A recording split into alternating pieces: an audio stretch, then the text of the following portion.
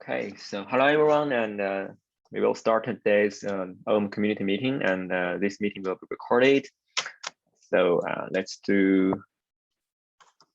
Okay, so let's do share what we have on this agenda doc. So today we have a topic to discuss. It's about a draft design regarding to the application level operational capabilities, which we have been discussing, I think, in last community meeting, because the trace model is really helpful, but it cannot solve several issues, which are basically application level operational capabilities. For example, today, you can assign certain traits to a component, which means there are component operational behaviors. For example, how I will scale this component, how I will roll out this component in the future, and these all works today. But we, as the project evolving, we found that there are many operational capabilities. They are essentially application level. For example, I can say how I roll out the full application, or how I will split the traffic between different versions of application. So it's not the component level anymore. And we do have several other use cases, like we want to define some kind of policy during the deployment of this application. For example, I want to say there is a pipeline, right? The pipeline means before I deploy this application, I can do this, and after the deployment of this application, I can do that. So this is more like the workflow. So all of these policies and operational behaviors are more like the application level, which cannot be modeled by traits. We do have discussion that maybe we can use the application scope model to describe that. Actually, in technical part, it definitely works. And we do have experimental implementation like health scope, like networking scope. There are some kind of application level policy indeed.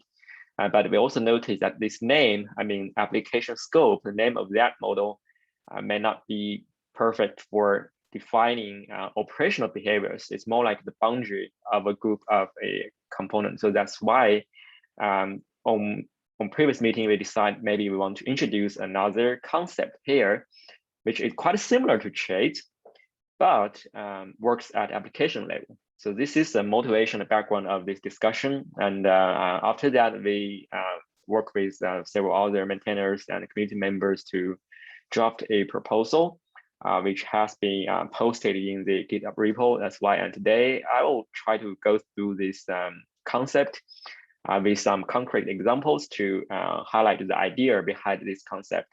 Again, this is not a formal design proposal, or it's not a formal review per se. So I think the motivation here is that let's share out what we are thinking, let's get some feedback, let's raise some discussion, and if we feel this concept is, do solve the real problem, and we want to move it to the next stage, we will definitely pursuing this process. Okay, I will try to share my screen.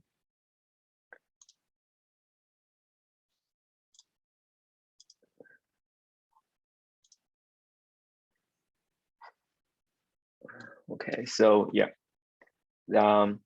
this documentation, we currently call that application level policies and customized workflow design, which are all application level strategies or operational behaviors.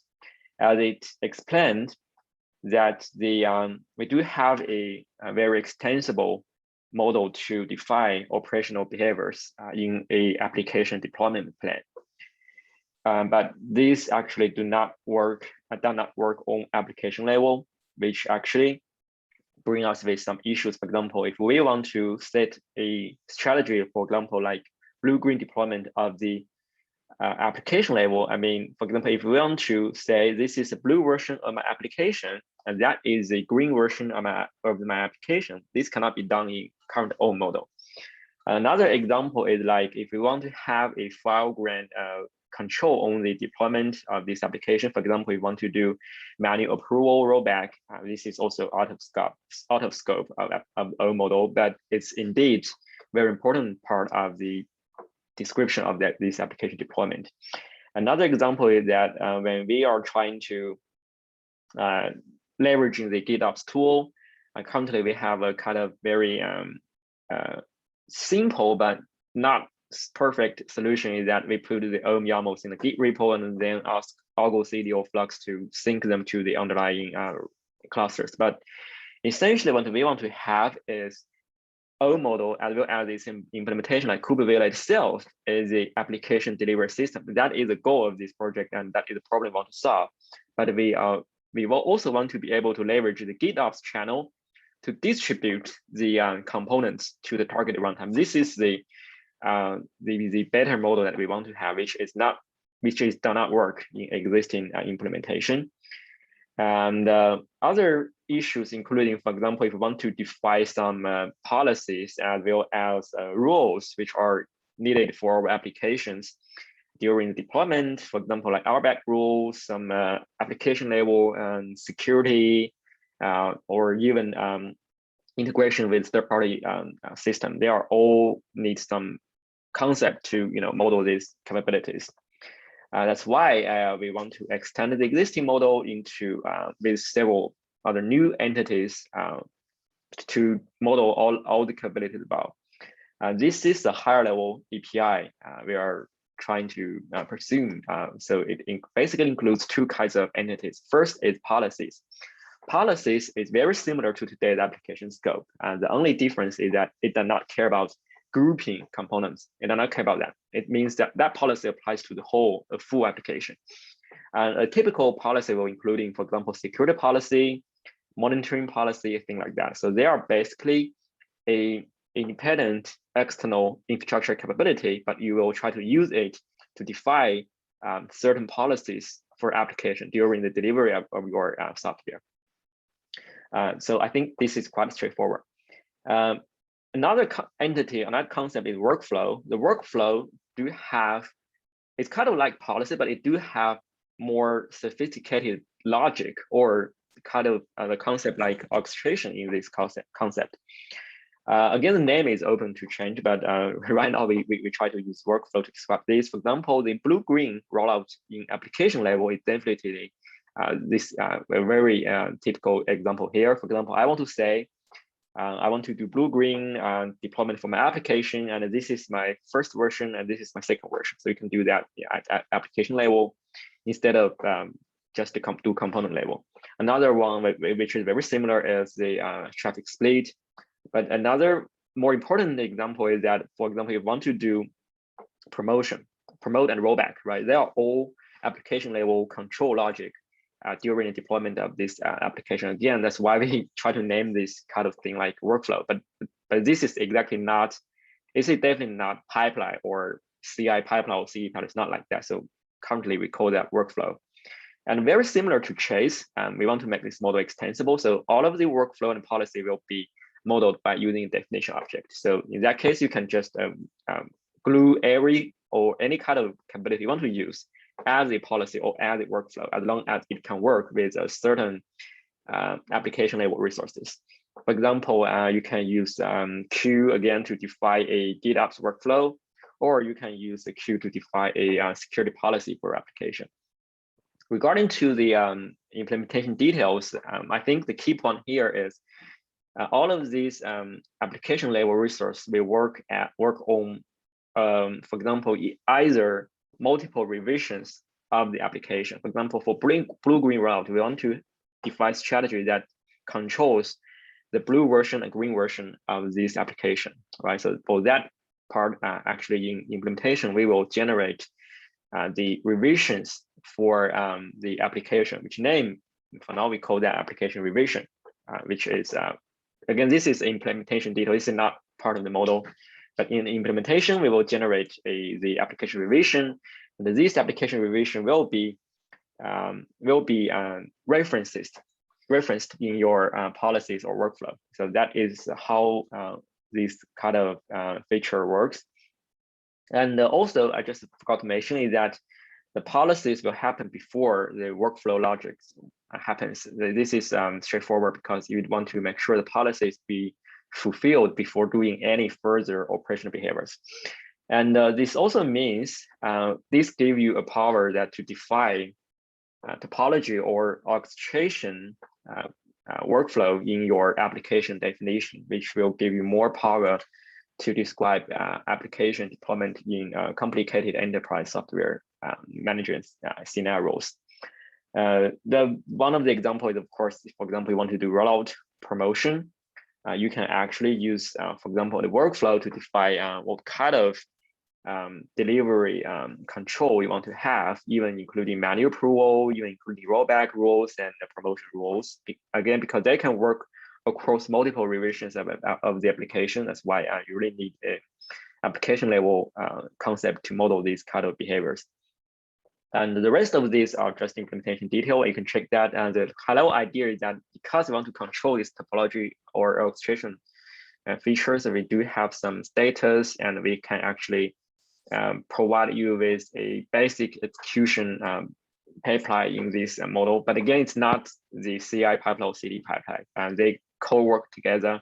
It's kind of like in your steps of your CI/CD pipeline, you may want to use this application model to do the real rollouts or real deployment of your application. This is a high-level idea. So this feature will enable many useful end user scenarios, like first of all, the multi-cluster deployment or multi-environment deployment, because now you can define a workflow which name is placement. You can define, okay, I want to deploy this application in cluster 1, and I want to deploy this application in cluster 2, but I can define how many instances I want to deploy in every cluster, and you can also define a placement rule across staging, testing, and production cluster. So they are all will be categorized as the placement rule. We also do have collaboration with Red Hat. So we are working together with a project which name is Open Cluster Management. So that project can help you to register Kubernetes clusters in KubeVilla in O model. For example, in that case, as long as you use OCM to register, for example, 3 clusters, then you can define, okay, I want to, you can define placement rule here. I say, I want to deploy this application to cluster A for certain replicas, things like this. So this is first scenario, enable you to define placement rule, which again is an application level feature instead of just a cheat. And the second, as I mentioned for many times, is the blue-green rollout. It's kind of like the rollout feature at application level, and it works across multiple revisions of application, including blue-green, check splitting, rollout promotion, rollback, things like that. We already have a application level rollout feature implemented in the existing KubeVilla, but now we have to define it temporarily like independent CRD, because we do not have model to glue them together in this application definition. So with this model come out, we can do that. Another feature is for data processing, because right now we have a concept like workflow, so that can define some simple orchestration rules or topologies here. For example, I want to say this app need to wait for the ready status of the MySQL components. We can notify this. Before that, I think if you guys look at the OAM runtime code, we do have an experimental feature which named the data input output. But again, there are 2 focused on component level.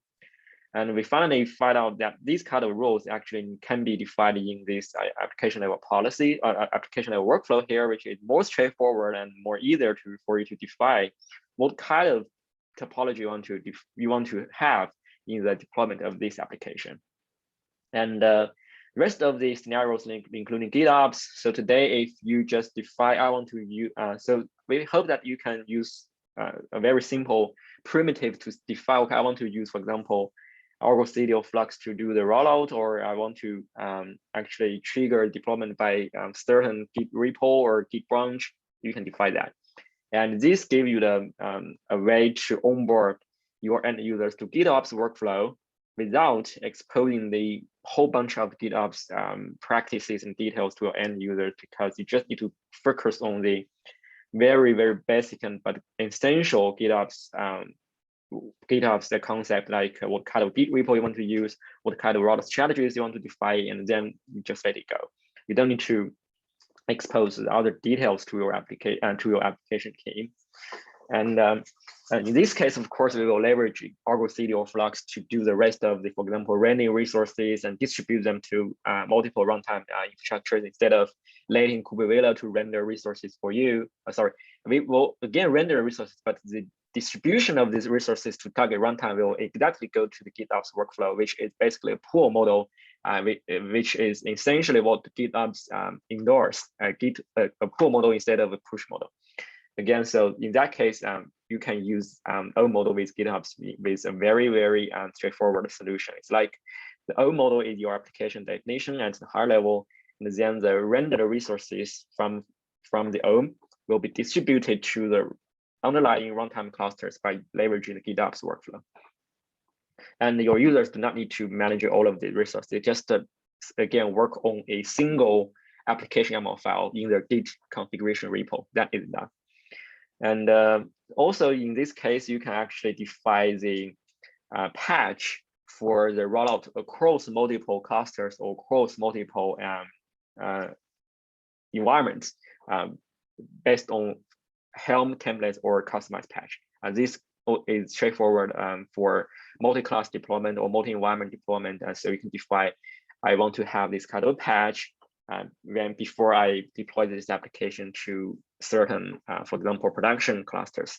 This also will be enabled by this workflow design. And so far, this is a high-level idea. We just explained what kind of user scenarios we want to enable, and we also explained how we want to implement these things in the underlying infrastructure.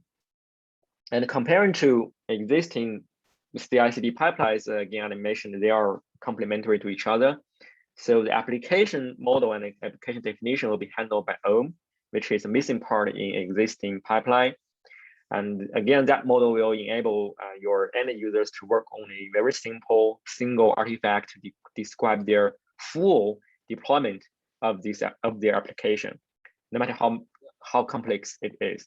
They just need to focus on one single YAML file instead of working on a huge number of resources. This is, of course, the whole point of the application model itself. So yeah, so this is what we currently have in this design. And I know maybe there are a lot of information, but I think I want to do a summarize is that we will try to introduce two entities or two concepts in application level, which will enable us to define two things. First is policies, which are more like validations or admissions for this application deployment. And second is a workflow, which give you the way to define, for example, a logic, kind of a deployment logic to control traffic or rollout across multiple revisions of an application, or to define some behaviors which has topology or orchestration concept in that. This is a high-level idea. Okay, we'll stop here and to see if you have any questions or any things you want to raise during this design. Yeah, go ahead. Yeah, so, well, let me say that it's quite funny because we have actually been talking ourselves about workflows in the past 2 weeks. So we were not aware of this. So I will go through our thinking because it is somehow different from this. So yeah, of course, just kind of discussion. So, well, first of all, in terms of do you want to share screen? I don't have anything to show right now. Okay. So, but I can prepare something. I mean, I can, after this, I can submit something as an issue or something like that for further discussion. Yeah, I think you can work out a draft design like this, so we can try to merge them together. Yeah, okay, I'll do that. So basically, in terms of policies, I think that's okay. As I see policies, those are more like, in my mind, kind of admission mutating controllers in Kubernetes, kind of in more than a scope. I will see those taking that part. So for me, it's okay. I think where we differ probably is more on the thought of what a workflow is. So we see a workflow more as a different entity, not embedded in an application, mainly because, well, there are several reasons. One of them is that we think that sometimes the user will want actually to have a composition of applications. So having a workflow, let's say in our minds, our workflow is composed of tasks, and you can write the task definition as you have here a workflow state definition, something like that. That's the same approach. But a task, let's say, can either create applications or can do any other thing that you may think of, right? So we think that the same as the workflow is composed of tasks, application will have some type of triggers. So it can say like, hey, before I am launch this particular workflow, which could be useful for things like, let's say I have a database, I want to preload the schema or something like that. That could be something that people will be doing easily with that type of approach, where you have some type of triggers in the life cycle of the application itself. So we see this more like a workflow is a different entity. It's just, in a way, mine is also a pretty straightforward workflow. So it's just one step after the other. It's not something complex with loops and things like that. So yeah, so we see this more in that direction. We also have thought about, for some of the things that you have said about rendering or not rendering the components, we think that, first of all, there could be an idea that could be having kind of, let's say, I don't know how to call it, a mutating trait or something like that, in the way of, I would like to have something where I take a component, I pass it through a trait that generates a modified component, but it's inside of the runtime.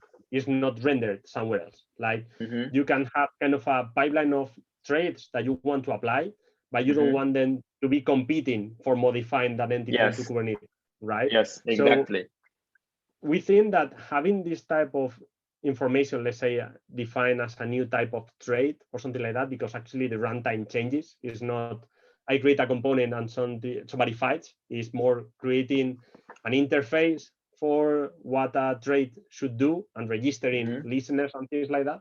But well, that's on the implementation side, right? So we think that could solve that issue of having competing entities to modify a resource.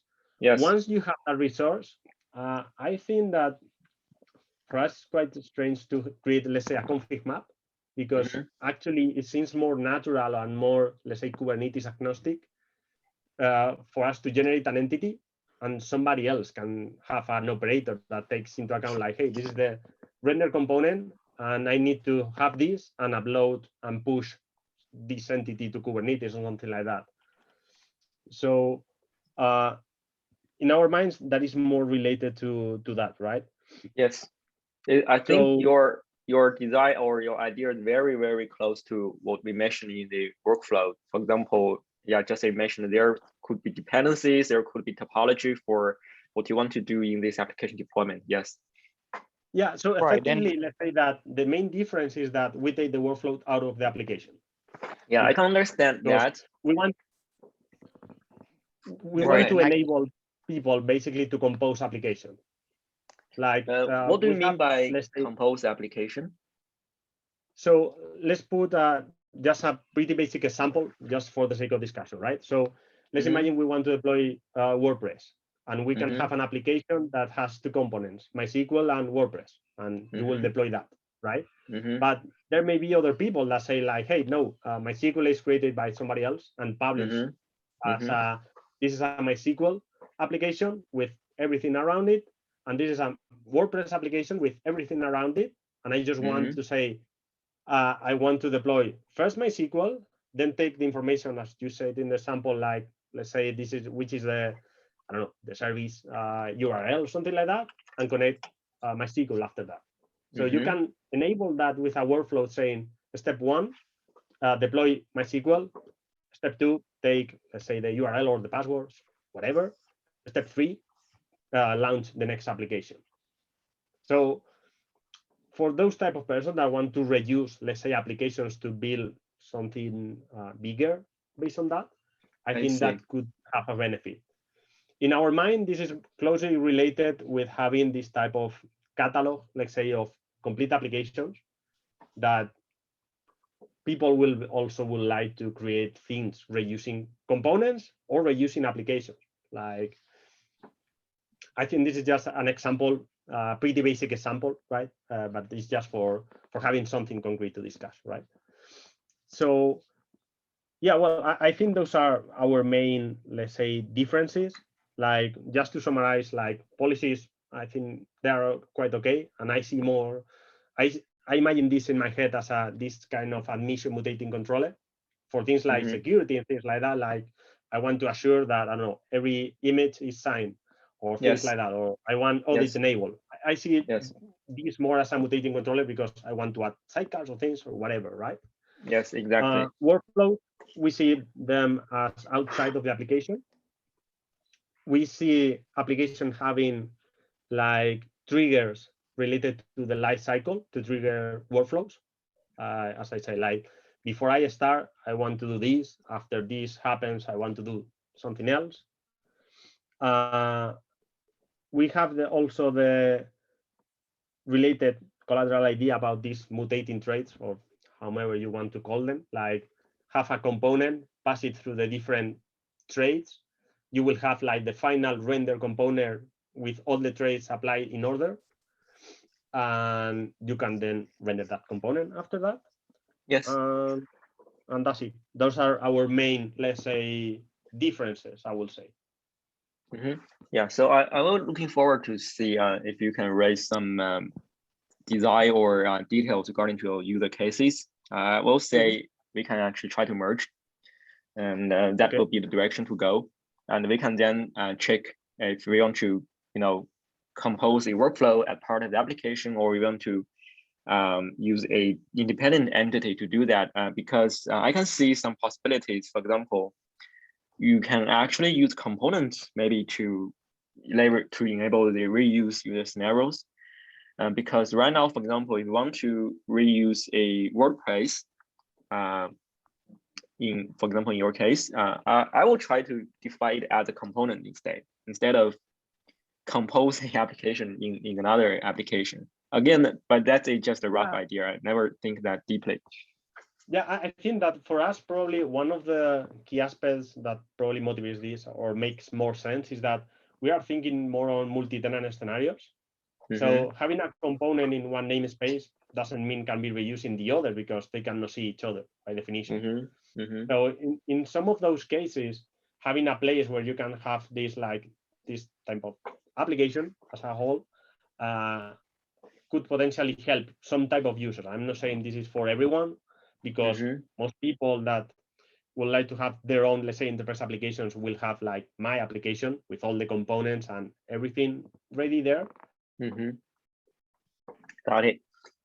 Yeah, let's do some follow-up discussion. If you can send out maybe by creating the issue with all of the user scenarios details, and we can follow up there. Again, this draft design is very open if you want to make it more concrete, or if we can even, for example, keep something in this workflow and you still have your independent entity, we can all make them part of the model. We just change the name of this workflow here to something else. I personally don't think the workflow is the perfect name here. So we are also open for that. So we can have, more features to enable more diverse user scenarios. That could also be a possibility here. So that's why I think let's follow up on a concrete design with more details to see how we can converge. And so the motivation is very clear, and we really want to have this concept, including the user scenarios you described, as well as the user scenarios we listed here. Let's see whether we want to have one entity to cover them all, or we can have multiple ones, or we can have some other merged solutions. Yeah. And yeah, sure. just I think it's a nice place to start doing this. So I will just to finish, I will send an issue. I will create an issue to further discuss this. Cool. Thank you. Thanks. And I just have a quick couple comments. I mean, I like the idea of the workflow concept here, but policies seem kind of almost what traits are, and you could almost customize traits to do some of the things. And maybe it's something that policies could be part of workflow. So I can't start a workflow until a policy is in effect. And so that it all becomes one object itself instead of two separate. I think creating two separate things just seems to conflict a little bit with the the trait concept as well, because some of these things you could build as traits. I could say that, this particular component has the ability to have a trait. Yes, maybe you're saying the policy is the trait must be enforced, but I mean, I think it might be better trying to put the policies into the workflow instead of something separate from them, because they just seem more trait-esque. I can get your point. So you're basically saying that policy that can be part of the workflow section, right? Yes, I think if the policies were part of the workflow section, it would make more sense, because the policies being separate seem to then lend themselves to be traits, but they're not really traits. They're technically, they're stopping parts for your workflow. Yeah, correct. So they should be part of the workflow section. That should be kind of like it would just seem like they should be the top level of the workflow. So from technical perspective, yes, policies can be part of the workflow. Though the current reason we split them to two sections is that we want to have the concept that the policy should be executed first, exactly before the workflow began. That's why we have a comment here. So right, the policies but I guess that's why I was trying to say you put the policy as the top part of the workflow. Yeah.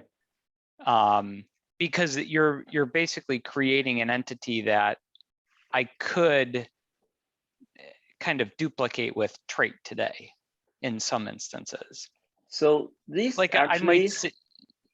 actually works at application level. So yes, all of the policy workflow, there are some kind of traits. There are operation behaviors to some extent. They just work at application level instead of per component.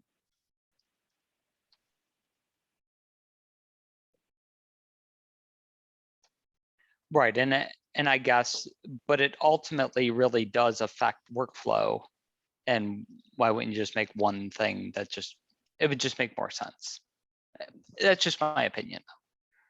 Okay, yeah, I will try to rethink that part, but I can get a point here. They do make sense. Let's see which will be the better option. Maybe we want to write down all of these solutions to see which one is actually can meet our requirement as well as deliver the most accurate message in this model. Right, and also speaking of this, so with this design, with this, the application level which can handle policies and workflow design, and I will try to show this diagram, which is more like the implementation side. So all of these implementations of policies, workflow traits, components, the model part of it actually happen in the control plane cluster in this case.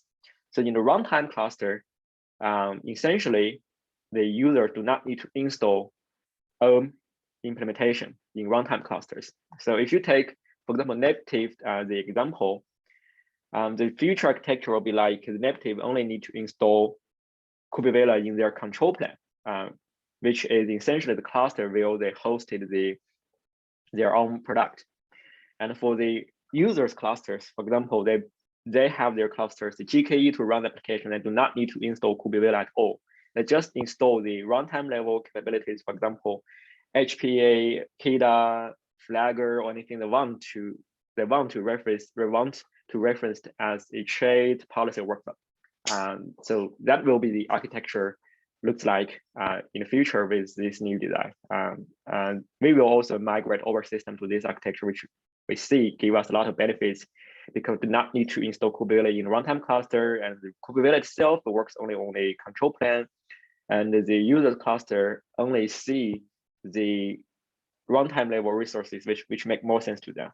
And this also, of course, is related to, in this case, we can manage multiple environment and clusters or infrastructure like this. This is just one thing I want to add. I will include this thing, this diagram in this documentation as well.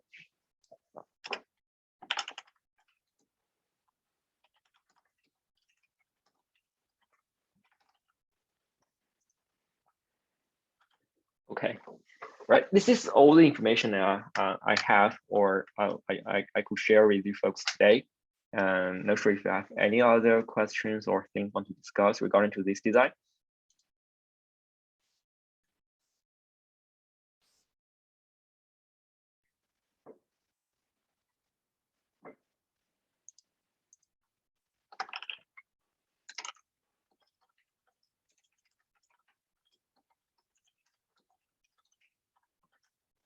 Okay, then we can move to the next agenda, which is folks are proposing new meeting time, because we do have Europe folks and there are also Chinese folks want to join the meeting.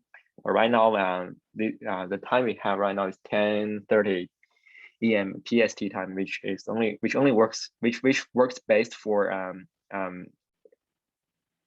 Pacific time in US, but not very friendly to Europe. And it's impossible for folks in China to join. So the new proposal is to move the meeting to 8 p.m. PST. This is not very friendly to Western time in China, but in US, but it works for most of the other time zones, including China, EU, and of course it works for Eastern time. I'm not sure if that time works for you folks to join meeting, or you feel it's too early, especially in the US time. For us in Spain will be great. Yeah, I know, because for EU time it will be much better. We do have a lot of folks from I think from Germany. They are using OAM, but they don't want to join a meeting after work. Yeah, I just have a question. I thought that like we have a Asia Pacific like OAM meeting. So yes. So is that that one's still there, right? That is only for Chinese speaking folks. Oh, okay. Yeah. So if you speak Chinese, you can join that meeting. They are totally Chinese speaking environment, no English there. But if some folks want to join a meeting to talk with you folks, right, they don't have a chance actually. I see. Thank you. Yeah.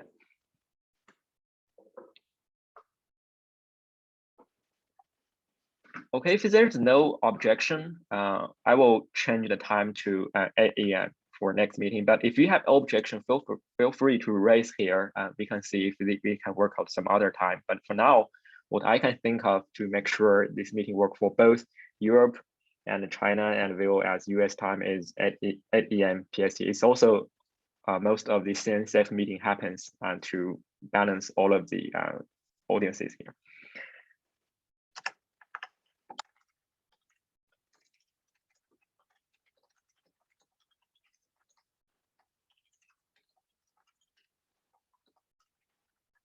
Okay. Sure. So this is what we all have in today's meeting to sync with you folks, and I really appreciated all the feedbacks we got here. So I think next action items, including that we want to collect more feedback on the policy and workflow design based on the current discussion, and then we will continue that design and to see how we can raise up the final solution, which can solve our problems better. Okay. So thank you very much for everyone to join this meeting, and really hoping to see you folks in next 2 weeks. Thank you very much. Thanks. Bye-bye. Bye, guys. Bye-bye. Bye.